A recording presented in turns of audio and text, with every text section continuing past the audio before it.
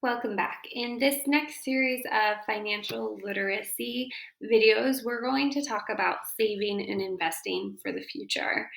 And so, a few of our objectives are to envision our life after retirement, which, if we're in high school right now, is incredibly far away. I know.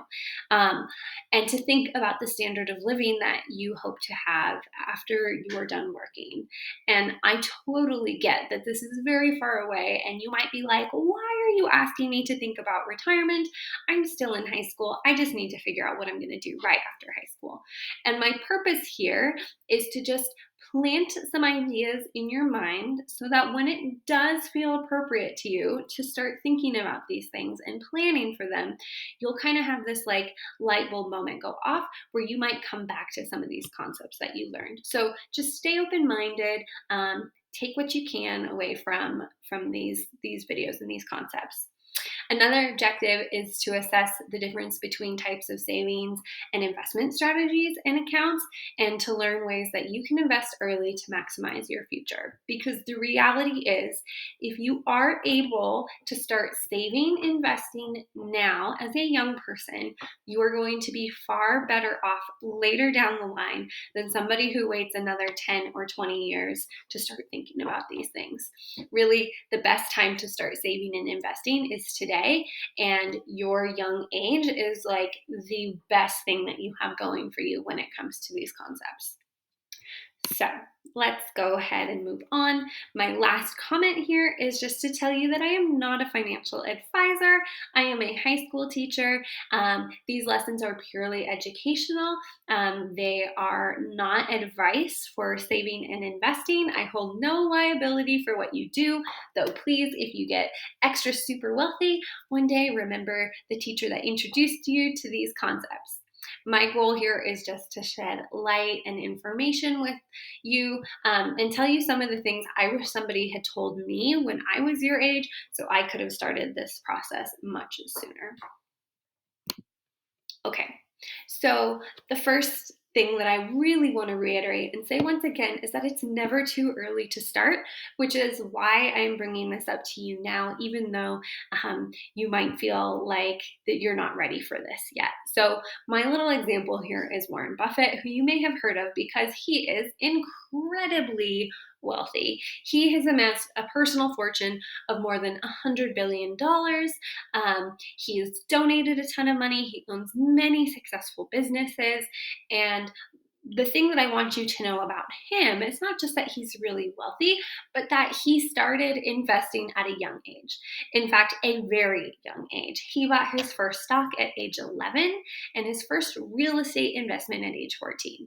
Now, that is incredibly unrealistic and probably not the reality for most of us, but the point here is that the sooner you start, the more you make. He isn't incredibly wealthy just because he was born wealthy or he got lucky, though maybe both of those things could be true. But really, the bulk of his wealth is due to the fact that he started so young, and you can too. So let's go ahead and dive in. All right, here. So, next, I want to talk about this concept of financial freedom. So, saving and investing equals financial freedom, which is the goal that I have for all of you, and I hope you have for yourselves too. This may be a little ways away, but it is attainable if you both save and invest wisely and from an early start. So, there's two things that I kind of want to mention here. One is price inflation and the other is compound interest. So Albert Einstein has this wonderful quote that says, compound interest is the eighth wonder of the world. He who understands it earns it, and he who doesn't pays it. So if we go back to a previous lesson on loans and loan terms, you will have seen that when you are borrowing money and paying back with interest, that you are paying a huge amount of money towards compound interest that you don't get to keep. That's going to your lender. That's making your lender rich. However, if you are investing your money and you are getting a return back, an interest rate back, then you might be the one earning compound interest and you're the one making money off of it. So likely you'll need a loan at some point in your life, but also hopefully you're investing money at some point in your life and you're also earning that compound interest. And that is one of the ways that we reach financial freedom, because our money starts making money for us. The other thing, the more realistic, but also kind of the bad of this interest story here, is around price inflation. And so, price inflation is the increase in prices of pertinent goods and services over a period of time. You know, we talk about gas is so much more expensive, or groceries are so much more expensive. Everything becomes more expensive over time because the cost is rising due to inflation. That means that our income either needs to keep up with that inflation, or we need to be investing and saving, and ideally investing to match or outpace the rate of inflation. Otherwise, we're going to still have the same amount of money, but expected to pay higher prices for things. So, if we want financial freedom, we need to kind of overcome this inflation concept and overcome, or use rather, compound interest to our advantage. So I want you to just kind of wrap your mind around that as we're moving forward, so we can also help understand why it's so important that we're saving and investing in our lives. So if we're kind of going through a little practice here, and this aligns with some of the previous lessons, what we've done, let's talk about how to decide on a savings goal, because the first topic that we're going to really dive into in this video is around savings and the benefit of it. So when starting a savings, what types of things are you going to save for? And how much do you feel most comfortable having in a savings account or a savings for each of those categories? So it would be important for you to stop at this moment and kind of reflect for yourself. If you were to start a savings account, or if you already have, what is it that you're saving for? How much do you hope to have? How much do you currently have? How much do you need?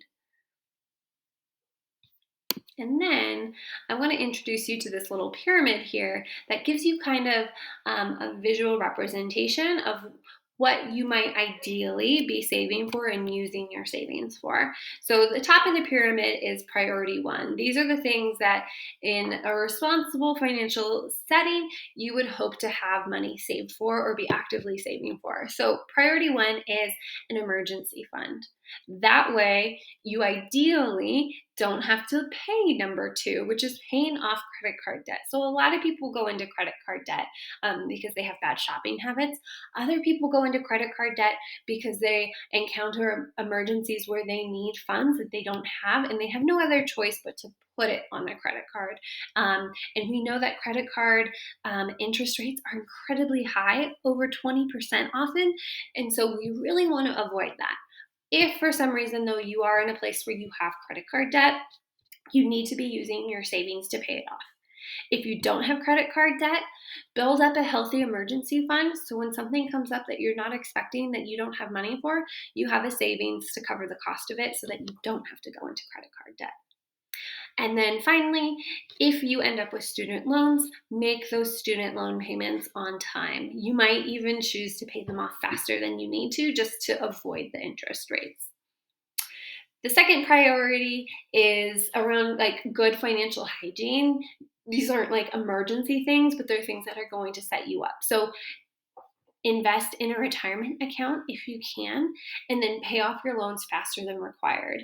Those are your second priorities with your savings. And then the third priority are like those things that are unique to you, things that I can't quite tell you what to put in that category the way I can tell you for priority one and two. But those third level categories are like things that are going to enhance your life, make your life better, and help you meet the goals that you have for your own life.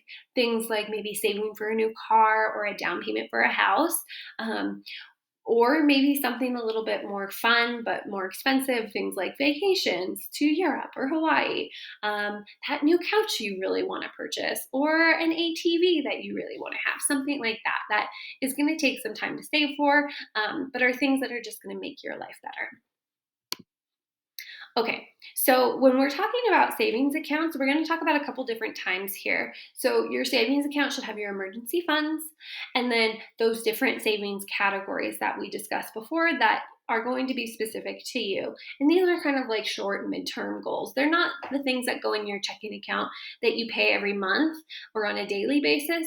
These are like 1 year goals, 6 month goals, maybe 3 to 5 year goals. Not retirement accounts, not super long term goals, like midterm goals. So, one thought that could be of benefit to you if you're building a savings would be to look for a high yield savings account. So you can set up a savings account with whichever bank or credit union you use, but it's likely that if you put money into a savings with them, that you're not going to get very much interest back, meaning it's just a place to hold your money, but it's not making you money. But a high yield savings account is a special account that gives you a larger APY or annual percent yield than that traditional savings account. So even if that percentage rate is 1% or 2%, that's going to be so much higher than any amount of interest or benefit from having your money in a savings account with your average bank. Right now, as of October 2023, those interest rates are actually pretty high. Some of them are around 4 or 5% even. So think about it. That is just guaranteed interest coming back to you, to your account. There's no risk involved. It's guaranteed. Your savings is not going to disappear or go away. You can only make money by having that money in a high yield savings account. And you can Google these and look for their terms and look for their interest rates. One thing to note is that they're typically variable, so you're not going to get locked in to a 5% high yield savings account. But even if it drops, that's still free money coming to you for holding your money in one of those accounts. There are often limitations on how much you can draw or when or how often, things like that. But even still, this is really only going to be for your benefit. So that would be one option for what you could do with your savings. Another option is if you know you're not going to need it for a good amount of time, say 3 months, 6 months, a year, 5 year, 10 years, you could also look into a certificate of deposit or a CD. So, CDs, certificates of deposit, are issued by banks, and it's a form of savings account where you buy a certificate of deposit. You get a little certificate when you give the bank your money for this service, and it's guaranteed to make you a certain percentage. It might be 2%, 3%. Right now, again, they're really high. So this is like a really lucrative, good way to have guaranteed money made for you. It pays more interest than a regular savings account, and you can choose the term of the certificate or the length of the certificate. The longer you put it in for, the higher the interest rates. The shorter you put it in for, the lower the interest rate. But if you know you have $1,000 that you don't need and you really just want to put it away and make money on it, you could choose to put it away for 5 years. If you think I'm not going to need it in the next 6 months, but like I don't want to tie it up longer than that, pick a 6 month CD. You have options here, but all of them are guaranteed to make you money by putting your money in that CD. So it would be a second option. And then the third option is a savings bond. So US savings bonds are similar to CDs, but these instead are issued by the US government, and they are guaranteed to double in value over 20 years, but you can keep earning extra interest on them if you hold them for up to 30 years. So these are really long-term savings. You can't get a savings bond and then decide you want your money back 6 months later. You have to wait. But because they're 20 to 30 years, that's one of the reasons that they're often traditional gifts for new babies, is because if you take out a savings bond for a baby, by the time they're 20 years old, they can have double the money out of it. There are penalties for cashing in early, like I said, so this is something that you really only want to do if you know you're not going to need that money for a very long time.